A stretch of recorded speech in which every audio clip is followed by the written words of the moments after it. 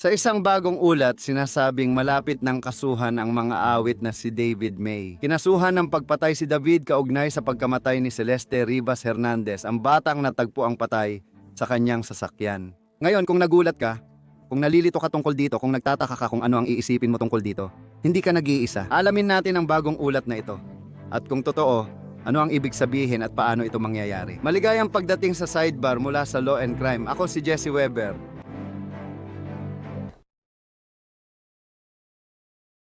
Anong balita sa investigasyon kina David at Celeste Rivas Hernandez? Dahil matapos ang lahat ng buwang ito, matapos ang mga haka-haka, matapos ang mga ulat tungkol sa grand jury, matapos ang palitan ng opinyon kung si David nga ba ang suspek o hindi, tungkol sa pagkamatay ng 14 anyos na si Celeste Rivas Hernandez, na natagpuan sa Tesla umano'y nakarehistro kay David, mga awit ng romantic homicide noong Setyembre sa Los Angeles, iniulat ng TMZ na malamang ay kakasuhan siya ng pagpatay. Kailangan kong ipaliwanag kung gaano ito nakakalito. Kung totoo, sige, sinasabi ko, kasi malinaw namang walang opisyal na paraan para makumpirma ito. Hindi kinumpirma ng autoridad. Sabi ng New York Post, nakausap nila ang tagapagsalita ng District Attorney ng Los Angeles na nagsabing wala pa sa opisina ang kaso. Pero ayon sa TMZ, malamang na masampahan ng kasong pagpatay si David dahil maaaring hingin sa grand jury na humahawak ng kasong ito na maglabas ng indictment. Ngayon, kung ipagpapalagay natin na merong grand jury, at sa tingin ko masasabi nating totoo nga yun. May ulat tungkol sa grand jury at mga saksi na nakita sa korte, kabilang ang manager ni David na si Robert Morgan Roth. Kaya, kung totoo ang mga ulat na iyon, maaari mong ipagpalagay na marahil ay may nabuo ng grand jury. Palagi naming inisip na ito ay investigative grand jury. Iba pala ito. Tumutulong ang investigative grand jury sa pagkalap ng ebidensya. Nagpapatawag ng mga dokumento, pinipilit ang mga tao na magtestigo, pero hindi sila talaga ang naglalabas ng indictment, at kapag sinabi kong indictment, formal na mga kaso. Ngayon, iniulat ng TMZ mula sa anonymous sources na hindi raw ang hurado na di umano'y nakikinig ng mga ebidensya nitong mga nakaraang linggo ay ang may kapangyarihang bumoto para maglabas ng indictment. Ayon sa mga source, naniniwala ang autoridad na may kinalaman si David sa pagkamatay ni Celeste. Kaya kahit totoong may grand jury na pwedeng maglabas ng indictment laban sa isang tao, sigurado ba tayo na si David ang magiging paksa ng indictment at alam ba natin na ito ay para sa kasong pagpatay? Hayaan mong ipaliwanag ko dahil nung nakaraang buwan. Ano ang dahilan ng pagkalito? Gusto kong mailagay ito sa tamang konteksto. Noong nakaraang buwan, naglabas ng pahayag ang Los Angeles Police Department. Ang tinutukoy na sasakyan ay Tesla. Doon natagpuan si Celeste. Ang sasakyan ay ilang linggo ring nakaparada bago tinow. Posibleng ilang linggo nang patay si Bibi Rivas Hernandez bago nadiskubre ang kanyang katawan. Hindi pa natutukoy ng Los Angeles County Medical Examiner ang sanhi o paraan ng pagkamatay ni Bibi Rivas Hernandez. Dahil dito, hindi pa malinaw kung may pananagutang kriminal maliban sa pagtatago ng kanyang katawan. Ibig sabihin, maaaring walang kasong pagpatay. Kamakailan, sinabi ng Los Angeles Police Department sa KTLA na naninindigan sila sa dating pahayag. Kung gano'n ang kaso, bakit nagbago, di ba? Kung totoo yon, si David ay posibleng kasuhan ng pagpatay. Anong nangyari? Siya nga pala, kakasuhan ba siya kaugnay lang ng pagtatapon o pagtatago ng katawan niya? Baka hindi siya makasuhan talaga. Pero isa sa mga nagpapakomplika ay kung may nakita sa resulta ng autopsy, di ba? May nakita ba sa toxicology reports? May nakita ba sa ulat ng medical examiner? Mayroon bang nabago sa sitwasyon dahil sa sanhi at paraan ng pagkamatay? Tandaan, hindi pa ito isiniwalat. Matagumpay na hiniling ng Los Angeles Police Department sa korte na selyuhan ang mga record ng medical examiner na may kaugnayan sa pagkamatay ni Celeste. Ayon sa Los Angeles Police Department, ginawa ito para masigurong ang Robbery Homicide Division ang unang makaalam ng mahahalagang detalye ng kanyang pagkamatay bago ang media at publiko. Hindi ginawa ang kautusan para pahinain ang transparency. Pinakaimportante, di natin alam kung nagdulot ng ibang konklusyon ang mga natuklasan. May nagbago ba? Oo. Iniulat na si David ay itinuturing na suspek ng pulisya na tinitingnan nila ito bilang isang kaso ng pagpatay. Hindi pa opisyal na kinumpirma ng mga autoridad, ngunit ito ang kanilang pahayag noong Thanksgiving. Alam ng Los Angeles Police Department ang balitang inilathala tungkol sa investigasyon kay David Celeste Rivas at nais nilang itama ang ilang maling impormasyon sa mga ulat. Hindi nagyelo ang katawan ni Celeste Rivas nang matagpuan noong Setyembre 8, 2025 at hindi rin siya pinugutan ng ulo. Meron kaming ebidensya na si David ay nagpunta sa lugar ng Santa Barbara sa pagitan ng tagsibol ng 20-25. Ang pangdahilan ng paglalakbay na iyon ay patuloy pang iniimbestigahan at wala pa kaming napagpasyahan sa ngayon tungkol sa kaugnayan ng paglalakbay na iyon sa kasong ito. Oo, inilabas ang pahayag para itama ang ilang ulat tungkol sa kalagayan ni Celeste. Pinakamahalaga, kaya ko ito nabanggit. Nabanggit din nila ang paglalakbay ni David. Kaya malaking bagay iyon ay kumpirmasyon, iyon ay tila kumpirmasyon na iniimbestigahan nila si David sa ilang paraan. Ayon sa mga ulat ng Fox Los Angeles, huminto si David sa pakikipagtulungan sa mga autoridad. Ayon sa ulat, kumuha siya ng kilalang criminal defense attorney na si Blair Burke. At gusto ko ring banggitin, hindi natin alam kung nasaan si David ngayon. Hindi na siya muling nakita sa publiko matapos kanselahin ang tour nang matagpuan ang katawan ni Celeste. Pero kung babalikan mo ito, babalikan mo ang ulat na maaaring masampahan siya ng kaso ng pagpatay. Malaking bagay yon. At kung totoo, magbubukas ito ng panibagong kabanata sa kasong ito at maaaring magbigay ng maraming sagot kung ano nga ba ang nangyari kay Celeste. Ang dalagita na nawala noong 2024 sa edad 13 ay umano'y may relasyon sa 20 anyos na mga awit. At nais ko ring banggitin na naiulat na ang batikang tagausig ng kaso ng pagpatay na si Beth Silverman ang nangunguna sa presentasyon ng grand jury na ito. Sa totoo lang, kapag binalikan mo si Morgan Roth, siya ang lalaking tila namamahala kay David at nagpapatakbo ng record label. Ayon sa TMZ, nakita si Morgan Roth sa labas ng korte at narinig na sinabing ang district attorney ang tinutukoy niya sa kanyang abogado. Kaya posibleng si Silverman iyon. Ang kulit niya kung bakit hindi ko tinawagan ng pulis. At sinabi ko, pakiramdam ko ay wala akong responsibilidad na gawin yon at gusto ko lang ipagpatuloy ang tour. Ngayon, lahat ng ito ay iniulat, hindi namin kayang kumpirmahin mismo kung ano ang nasabi at hindi nasabi. Pero kailangan nating pag-usapan ito at sasabihin ko rin. Ayon sa TMZ, narinig sa hallway na ito na maaaring makarinig ng ebidensya ang grand jury hanggang Pebrero. Kaya, kahit may paparating o posibleng sakdal, maaaring hindi natin ito agad makita. Tatawagan ko ang kaibigan kong trial attorney na si Rich Schonstein para pag-usapan ito. Rich, alam mo, marami dito ay haka-haka lang, marami dito ay ulat base sa mga nakikita natin. Ano ang palagay mo dito? Ano ang palagay mo sa mga ulat? Ipinaliwanag ko kung gaano ito nakakalito na parang may kaunting backlash at tila hindi ito tugma sa mga nakita natin noon. Pero sa tingin mo ba posible talaga ito? Sa ngayon, pinag-uusapan natin na posibleng i-indict ng grand jury si David para sa kasong pagpatay. Ano ang palagay mo sa ulat na ito? Sa tingin ko posible ito at sang-ayon ako sa iyo. Espekulatibo ito dahil di mo alam ang gagawin ng grand jury hanggat hindi nila ginagawa. Hindi ito live na pagdinig. Wala tayong access, hindi natin alam ng sigurado ang lahat ng ebidensyang ipinapakita o kung ano talaga ang layunin nito. Ang mga unang ulat ay nagsabi, sa tingin ko ito yung tinatawag nating investigative grand jury, tama ba? Kaya ang ideya doon ay marami kang mga saksi o posibleng mga saksi na ayaw makipag-usap sa mga autoridad. Baka magulat ka pero may mga taong ayaw talagang makipag-usap sa pulis lalo na sa malalaking issue. Kaya ka nagtatag ng grand jury para mapatawag mo ang mga tao, dalhin sila doon, papagsumpain sila, ilagay sila sa ilalim ng parusa ng pagsisinungaling at tanungin sila sa harap ng grand jury. Iyan ang kapangyarihan ng isang investigative grand jury at iyan ang akala namin nung una na nangyayari dito. Maliban na lang kung mali ang ulat, maliban na lang kung hindi talaga ito isang investigative grand jury at ito ay isang grand jury na inatasang kumuha ng indictment. O baka may pangalawang grand jury na binuo pagkatapos ng investigative grand jury o wala talagang grand jury o meron pa ring investigative grand jury na hindi maglalabas ng indictment. Pero siguro ang tanong ay bakit nagbago yon? Nakakalito yan. Kung nagbago nga. At pakinggan mo, sa tingin ko lahat ng posibilidad na binanggit mo ay posible.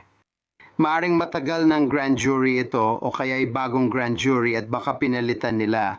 Pero kung nagbago ito mula sa investigasyon patungo sa paghahanap ng indictment, naniniwala ako na iniisip ng mga piskal na nakakalap na sila ng sapat na ebidensya para magpatuloy sa indictment at ituloy ang kaso. Iyon ang dahilan kung bakit nagbago ang dami ng ebidensya ng mga piskal. Ngayon gusto kitang tanungin, kung totoo ang ulat na ito, bakit nila ngayon iniisip ulit na maaaring may kasong pagpatay o homicide? Alam mo, bakit kaya sila nagpasya ng ganon kahit may naunang pahayag na posibleng walang krimen kundi pagtatago ng bangkay? May mga balita ba? Aksidente ba o overdose ang pagkamatay ni Celeste? Hindi natin tiyak pero napapaisip ako. May nangyari nga ba? Sabihin na nating base sa ulat ng medical examiner sa mga natuklasan sa toxicology na magpapakita na ito ay isang homicide, na ito ay pagpatay, na si David umano ang may kagagawan, hindi pa rin natin tiyak. Pero ano sa tingin mo? Kung totoo ang ulat na ito, bakit posibleng kasuhan siya ng pagpatay? Ngayon pa, ano ang nagbago? Kaya sa tingin ko, hindi lang ito basta galing sa ulat ng medical examiner dahil sana nakuha mo na yon agad kung tungkol lang ito sa toxicology. Maiisip mo, hindi naman ito ang uri ng droga na basta iinumin ng tao. Ito ay isang bagay na ibinigay sa kanila. Hindi ko alam kung dadaan ka pa sa lahat ng ito kasama ang grand jury, malamang alam mo na agad yon base pa lang sa mga chemical. Kaya ang ipinapahiwatig nito sa akin ay may isang saksi o mga saksi na pumasok at may sinabi. Maaring mas buo na ang kwento ng mga investigador tungkol sa motibo, baka meron na silang ilang circumstantial evidence na wala sila noong una. Magmumukha itong mas parang pagpatay kaysa aksidente, alam mo yon, lalo na kung ang kwento ay posibleng may nagtatangkang itago ang isang bangkay. Lagi mong tititigan ng mabuti yan, lagi mong iisipin talaga ba sila nga ba? Sinusubukan lang ba nilang itapon ng bangkay or may mas masama pa silang kinalaman dito? Kaya maraming iba't ibang uri ng ebidensya na maaari sana nilang nakuha. Dahil ito ay isang grand jury proceeding, parang mas iniisip kong baka may kinalaman ito sa isang testimonya. Maaaring tama ka at malinaw mong ipinaliwanag, pero nagtataka ako, may posibilidad kaya? At muli, hindi pa natin ito tiyak. Kung may kinalaman ang droga, maaari mo bang kasuhan ng murder o manslaughter ang isang tao kung ikaw ang nagbigay ng droga at namatay ang gumamit? Oo, sa tingin ko hindi mo madalas makita yan kapag dalawang tao ang voluntaryong gumagamit ng droga at namatay ang isa. Kadalasan ay walang kasong kriminal laban sa nag-supply. Pinag-uusapan natin dito ang menor de edad na biktima kaya mas mabigat ang kaso. Posibleng magkaroon ng kaso para sa pagbibigay ng ipinagbabawal na gamot sa menor de edad na maaring isang krimen na rin kahit mag-isa. Iba sana yon kung ang taong yun ay isang adulto.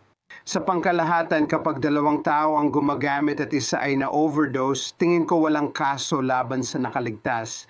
At may posibilidad na hindi ito kasong pagpatay o homicide, kundi kaso na may kinalaman sa pagtatago o pagtatapon ng bangkay. Tama, di ba? Pinag-uusapan lang natin ang posibilidad ng kaso, pero hindi naman direkta itong konektado sa kanyang pagkamatay. O 100%. Pwede siyang kasuhan ng ibang bagay tulad ng pagtatago ng bangkay, panghihimasok sa investigasyon, at kung ano-ano pang iba. At saka nga pala, Jesse, alam mo, bahagi rin nito ang asal ng suspect. Nakipagtulungan ba siya? Ano ang sinabi niya sa mga autoridad? Naniniwala ba ang mga autoridad na nakikipagtulungan siya o iniisip nilang nililito lang sila nito? Tama ba? Nagdadagdag yan ng bagong antas sa tinitingnan nila. At gusto ko ring magdagdag ng isa pang bagay. Ano man ang posibleng kaso o maaaring kaso o di umano'y kaso, mataas ang posibilidad na maglabas ng indictment ang grand jury dito. Tama ba? Paki-explain sa mga manonood kung bakit. Mas malamang kaysa hindi na maglalabas ng indictment ang grand jury base sa ebidensyang ipinakita. Ang grand jury ay isang tunay na isang panig na proseso. Ipinapakita ng gobyerno ang ebidensya at teorya nito at hinihiling sa grand jury ang indictment. Hindi mo maririnig ang panig ng depensa, walang kino-question ng depensa at hindi nagpapalabas ng mga saksi ang depensa. At dahil doon may posibilidad na makakuha ang gobyerno ng indictment mula sa grand jury kapag gusto nila. May kasabihan na kaya mong kasuhan kahit ham sandwich, ibig sabihin pwede kang makakuha ng indictment kahit kailan. Hindi ako naniniwala na totoo yon. Kamakailan nakita natin na minsan tinatanggihan ng grand jury ang gobyerno at sinasabing hindi sapat yan. Pero sa karamihan ng pagkakataon, makakakuha ka talaga ng indictment kapag humiling ka nito sa grand jury. Ang isa pang bagay, kadalasan may sapat na ebidensya ang mga piskal para magsampa ng kaso kung humihingi sila ng indictment sa harap ng grand jury. Hindi ibig sabihin na sapat ang ebidensya nila para mapatunayan ang kaso ng lampas sa makatwirang pagdududa, pero sapat ito para magsampa ng kaso. At para balikan lang ito, may basehan ito, may ideya na maaari siyang kasuhan ng kriminal. Dahil kung isasama mo ito sa pagpapatupad ng batas. Ayon sa Los Angeles Police Department, May ebidensya silang nagpunta si David sa Santa Barbara area noong tagsibol ng 2025. Patuloy naming inaalam ang dahilan at iniimbestigahan sila, lalo na't nabanggit nila iyon. Ang ari-arian na sinasabing tinutuluyan niya. Sa Los Angeles, malapit kung saan nahanap ang Tesla, natagpuan din ang katawan niya sa loob ng Tesla. Ayon sa ulat, ang Tesla ay nakarehistro sa kanya. Ang katotohanang iniulat ng TMZ at iba pang mga outlet na ang kanyang manager ay tila o di umano'y nagbigay ng testimonya sa harap ng grand jury ay isang malakas na indikasyon. Kung ikaw ang abogado ni David, sasabihin mo ba na alam mo mag-ingat ka na? Malaki ang posibilidad na maaari kang maharap sa kaso sa puntong ito base sa lahat ng mga ulat na nakikita natin ngayon. Oo naman, palagi mong papayuhan ang kliyente mo na kung may grand jury proceeding na nangyayari, ibig sabihin ay isa siyang suspect, kahit pa ito ay capital S na suspect or isa lang sa maraming suspect. Palagi mong bibigyan ng payo ang kliyente mo tungkol dyan. Tungkol ito sa grand jury proceeding at mga posibleng mangyari rito. At muli, kung babalikan natin ang pinag-usapan natin tungkol dyan, medyo madali lang makakuha ng indictment mula sa grand jury. At tiyak dito, dahil sa mga haka-haka sa media na siya ay suspect, sigurado akong nabigyan na siya ng tamang payo tungkol dito. Siya lang ba ang kakasuhan o kung may lalabas na kaso, makikita natin na maraming akusado dahil may usap-usapan tungkol sa posibleng pangalawang suspect? Oo, ibig kong sabihin mas lumalalim na tayo sa mga haka-haka kaya hindi ko alam. Depende yan sa kalalabasan ng investigasyon. Sa palagay ko, kung tradisyonal na pag-uusapan, halimbawa kung may lalabas na kaso sa ganitong sitwasyon, gagawin ba nila yon? Pwede ba silang kasuhan ng sabay-sabay? Gagawin ba nila yon? O posibleng may kaso muna laban kay David, tapos makalipas ng isang buwan ay laban naman sa iba? O madalas bang sabay-sabay ang kaso sa maraming akusado? Nakikita mo ito sa iba't ibang paraan sa tingin ko, mas karaniwan. Makikita mo itong sabay-sabay dahil iisang grand jury ang titingin sa parehong mga ebidensya at mga saksi, kaya sabay nila itong gagawin. Kung makakakuha ka pa ng impormasyon sa iba pang posibleng akusado, pwede mong ibalik ang grand jury. Maaari kang magtipon ng ibang grand jury, maaari kang magkaroon ng ibang proseso, kaya posible pang magkaroon ng iba pang mga kaso sa hinaharap. Ipinapalagay kong pagsasabayin mo sila kung maaari. Sa tingin mo ba, kung totoo di ang ulat na ito, maaari siyang maharap sa isang sakdal? Sa tingin mo ba may kinalaman ito sa nauna naming naiulat tungkol kay Steve Fisher? Kaya itong pribadong investigador na inupahan ng may-ari ng property na tinutuluyan di umano ni David ay sinuri muli ng mga autoridad. Ayon sa ulat, ito ay malapit kung saan natagpuan ng Tesla. Kaya si Steve ay nag-post sa X at sinabi niya, kahit na ang mga sinabi ko ay mali ang pagkakabanggit ng ilan. Ang totoong sinabi ko tungkol sa ilang bagay na natagpuan sa Doheny address ay na ang mga iyon ay mga bagay na inaasahan mong makita sa isang bukirin kaysa sa loob ng bahay. Sa Hollywood Hills, isa rito ang burn cage incinerator na ini-advertise na kayang magsunog sa 1,600 degrees. Karaniwang isinasagawa ang cremation ng tao sa tinatayang 1400 degree. Bawal ang incinerator sa lungsod at hindi ito pinapayagan sa residential na ari-arian sa Hollywood Hills. May ilan na magsasabing ang bagay na ito ay ginamit lang bilang props para sa isang video, kung ganoon nga ang kaso. Ngunit nagbubukas ito ng ilang malinaw na mga tanong. Bakit ipadala ang 55 libra na hawla ng ibon sa pribadong tirahan, hindi direkta sa prop design o production house? Bakit ito in order bago ang mahabang world tour at bakit hindi man lang nagamit sa kahit anong video production? Mahalaga ring tandaan na may mga karagdagang gamit na naroon na maaaring gamitin kasabay ng burn cage. Malinaw, hindi pa nagamit ang burn cage na ito at nasa kahon pa. Dahil natagpuan ang labi ni Celeste Rivas Hernandez sa trunk ng Tesla, nagdulot ng tanong ang presensya ng incinerator sa parehong tirahan na konektado sa sasakyan tungkol sa intensyon. Hindi kinuha ang burn cage sa search warrant dahil hindi naman ito ginamit. Mukhang hindi ito mahalaga sa investigasyong kriminal, pero tingin namin mahalaga pa rin itong konteksto kahit hindi kriminal. Na-deliver sa maling pangalan ang hawla ng ibon at ibang gamit, pero tinanggap pa rin ng mga residente sa ari-arian. Kalakip dito ang litrato ng aktual na burn cage incinerator na nakita sa tirahan, kasama ang isang larawan mula sa mga materyales sa pag-aanunsyo ni Dr. Burns para sa produkto. Sasabihin ko rin yan, pumunta si Steve sa News Nation at nagsabing, may nakita kaming chainsaw. Walang dahilan para may chainsaw sa bahay. Nakakabit pa rin ang protective shield sa mismong kadena nito. Ayan na, kasama ang burn cage. Mapapaisip ka talaga kung ano ang plano dito.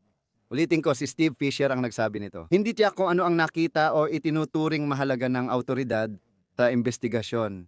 Napapaisip ako, kailangan kong itanong kung may kinalaman ba ang alinman doon sa balitang pinag-uusapan natin ngayon. RICH. Sa totoo lang, Posibleng may kinalaman nga ito. Tiyak na magdudulot ito ng kapanapanabik na issue sa ebidensya kung umabot sa pagsasampa ng kaso at paglilitis. Ibig kong sabihin, ngayon ay may mga palatandaan kang ebidensya para subukang patunayan na sinadya ng akusado na putulin at o sunugin ang isang bangkay, pero hindi naman talaga ginamit ang mga iyon para putulin o sunugin ang bangkay.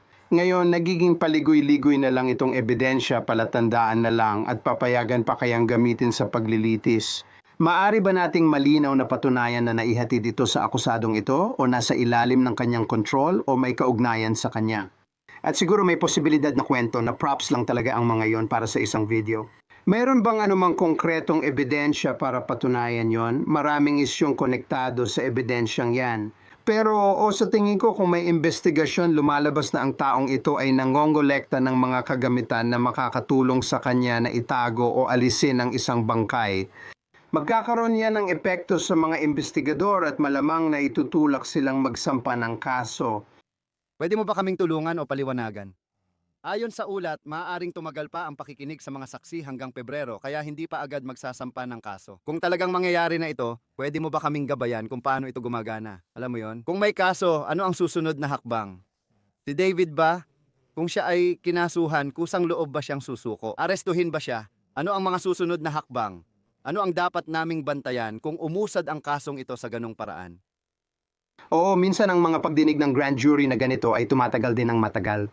Hindi sila nagsisimula ng Lunes at natatapos ng Biyernes, hindi palaging ganon. Pwede silang magkaroon ng mga pahinga at lalo na dito may mga pista opisyal tayo kaya kailangan mo talagang ischedule ang mga ito. Ayon sa mga saksi na gusto mong papasukin. Kaya sang-ayon talaga ako sa ideya na maaring umabot pa ito ng Pebrero bago magkaroon ng desisyon. Pagkatapos ng grand jury process, hihingi ng indictment ang mga piskal. Kapag nakuha nila ito at bumoto ang grand jury na magsampa ng kaso, pwede na silang magsampa at simulan ang paglilitis laban sa akusado. Arestuhin siya at magpapahayag kung guilty o hindi guilty. Magkakaroon ng pagdinig sa korte para matukoy kung mananatili siya sa kustodiya. Habang nagpapatuloy ang mga pagdinig, magkakaroon ng pagkakataon ang kanyang mga abogado na mag-sumite ng motion para ibasura ang mga kasong isinampa laban sa kanya. Para sa anumang legal na batayan na meron sila, magkakaroon ng panahon para sa criminal discovery at disclosure at pagkatapos, alam mo na, maaring magpatuloy ang kaso patungo sa paglilitis. At malinaw naman may posibilidad sa kahit anong punto ng prosesong yon na magkaroon ng negotiation resolution, na magkaroon ng plea bargain o na magkaroon ng kasunduan sa pagitan ng mga panig na pwedeng matapos ang usapin ng walang dagdag na proseso o paglilitis. At nagpapasalamat ako sa iyo sa pagpapaliwanag ng lahat ng iyon. Maganda ang paliwanag na yan tungkol sa mga dapat asahan at mahalaga rin ang puntong ito bago natin tapusin lahat. Kailan natin makukuha ang mga sagot sa mga tanong natin? At marahil mas mahalaga pa, kailan magkakaroon ng sagot ang pamilya sa mga tanong nila? Naasil ang medical examiner result based sa Los Angeles Police Department kaya humingi sila ng court order. Mapapaisip ka talaga kung sakaling may lumabas na indictment, ilalagay ba doon lahat ng mga saksi? Ilalagay ba doon lahat ng ebidensya? I-release na kaya ang report ng medical examiner pagkatapos noon? Ibig kong sabihin, kung sakaling may lumabas na indictment, gaano karaming impormasyon kaya ang makukuha natin? Alam mo na rin ito, Jesse, dahil nabasa mo na ang marami sa mga indictment na yan. Minsan manipis ang laman, inilalatag lang ang pangunahing detalye ng krimen ayon sa alegasyon pero hindi isinama ang ibang detalye. Hindi ako sigurado kung marami na akong nakita na listahan ng mga saksi o ebidensya kasi hindi mo naman agad makukuha ang mga iyon bago magsimula ang paglilitis. Hindi mo makikita ang ebidensya hanggat wala ka pa sa discovery process ng criminal na paglilitis kaya posible kang ma-indict ngayon. Sagot ba yan para sa pamilya niya o pamilya niya? Sagot ba yan para sa publiko? Hindi ko sigurado pero iniisip ko lang dahil high profile at tungkol ito sa sikat na tao. Kung merong pagsasakdal, inaakala ko na may mga tao na mag-iisip na hindi patas ang pagsasakdal, inaakala ko rin na may mga tao na papanig sa nasasakdal. Marami na tayong nakikita niyan ngayon kaya hindi ako sigurado kung masasagot nito ang tanong ng iba. Sa akin lang, hindi mo makukuha ang pinal na sagot hanggat walang pag-amin o hatol sa paglilitis. RICHSCHOENSTEIN. Salamat sa oras mo gaya ng dati. Pinahahalagahan ko ito. ikinagagalak ko. At iyan lang muna ang meron kami para sa inyo ngayon dito sa Sidebar. Maraming salamat sa inyong lahat sa pagsama sa amin. Tulad ng dati, mag-subscribe sa YouTube, Apple Podcast, Spotify o saan mang podcast platform. Sundan ako sa X o Instagram. Ako si Jesse Weber. Hanggang sa muli.